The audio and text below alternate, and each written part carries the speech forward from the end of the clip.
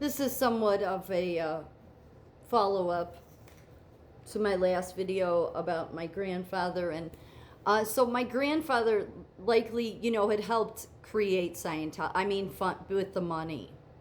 Because in the 50s it was Dianetics.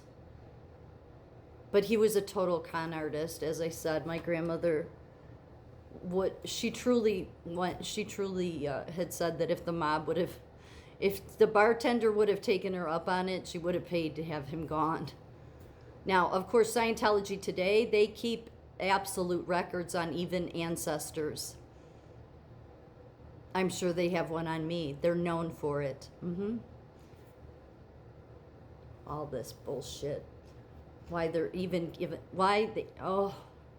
this is why I say, like these are not the people that know God, all of their bullshit, okay? This is why people need to understand. This is why Jesus came. He came to tell you to surrender to him so he could take you out of this world full of predators.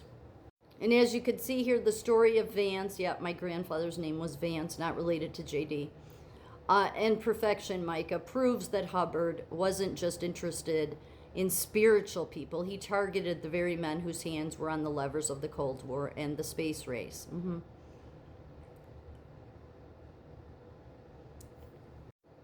And again, this was just it's like a page back from the day, because my grandfather had the patent for the mu metal, the conetic and netic, back in the 50s through this company that he was I think he was the majority owner, which is why my grandfather, when he died, became the CEO. See, the reason the Scientology end is important is because of their aggressive keeping of records of family lineage. Scientology's record-keeping system is legendary for its meticulousness and its refusal to let go. If a member dies and had non-Scientologist, and I don't know that my grandfather was a member, because again, they were just getting money for the church. It was Dianetics back then, but given how much they stalked my grandmother and the things they did, I'm sure that I don't know. Their predatory behavior, but acting like they know God is, the God they follow is the dark one.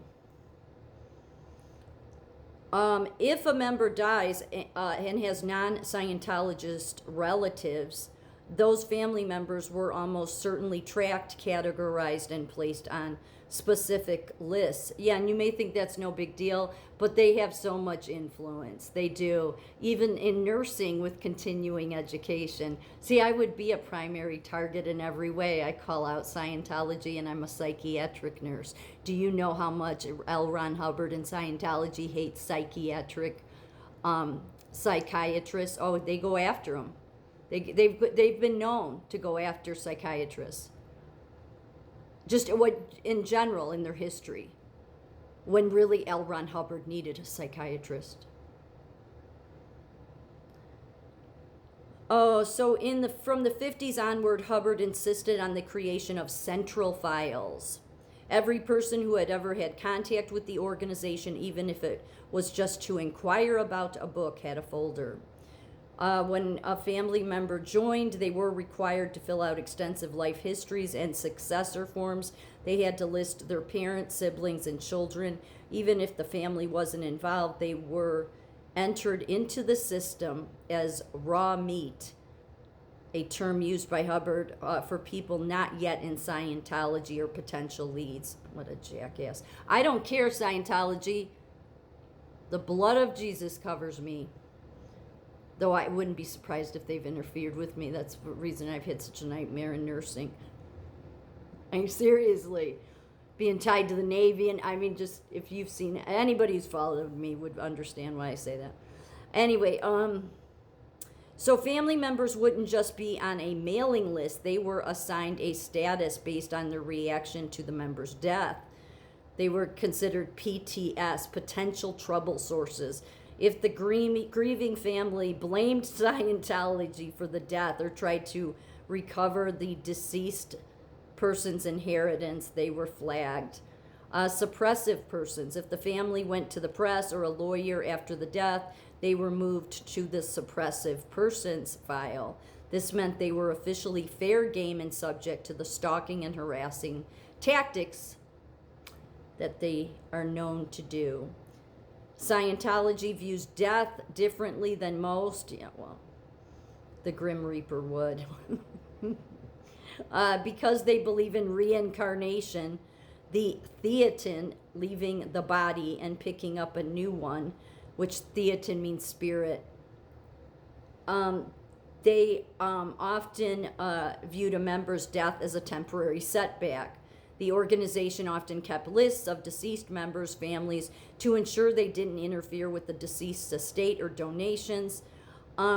In some cases, if a member died and left money to the church, it just goes on and on, okay? And again, I don't know that my grandfather was a member, but I mean, given that L. Ron Hubbard was just a con artist from the beginning, I'm sure that, and given that Jack Parsons, he died an unusual death too at a young age, but in the 50s and 60s, if a family tried to get their relative's body or questioned the circumstances of a death,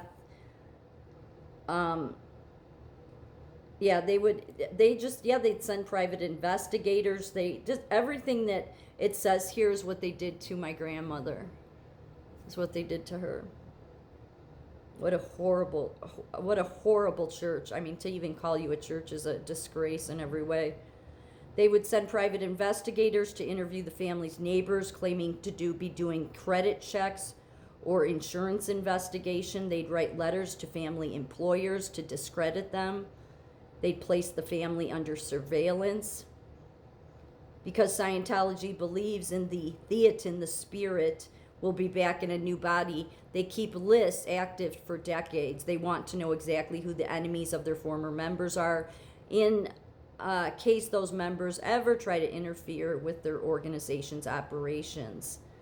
I mean, it's very involved. They document, even if it's children well after the death, they will document it once that, because they continue to track all the family members. So my grandmother, her children, her children's children would all still be tracked, even though my grandfather he had given money. But see, that's the reason I think my grandmother, not that she maybe would have understood brainwashing back then. I don't know how much it was talked about. But clearly L. Ron Hubbard needed, as a psychiatric nurse, let me just say, he from everything I've read about him, he clearly needed mental health, mental health intervention, okay? I mean, to turn all of your ideas of space and all of this nonsense into a religion, it's ridiculous. And then to be this obsessed with control of people. Yet they at many state levels, they're involved in the continuing education. Nurses have to get everything wrong with it. You know, this is why I surrender to God, because you can't, this place is just messed up. Jesus knew it. That's why he wanted everybody to surrender. Surrender and I'll take you out of the modern day Egypt, which isn't just, it's everywhere. Because it's the fallen world. Genetic entities and bloodlines were important to them. In his early space opera lectures, A History of Man, Hubbard spoke about the genetic entity, a secondary soul-like force that carries the biological history of the family line. To Hubbard, a family's bloodline carried its own set of traumas. They documented the children of outsiders to assess if the family line was suppressive or It just goes, I mean, this is everything that Satan does. Yep. Well, it says that we know best. Yeah, that's the problem. They don't.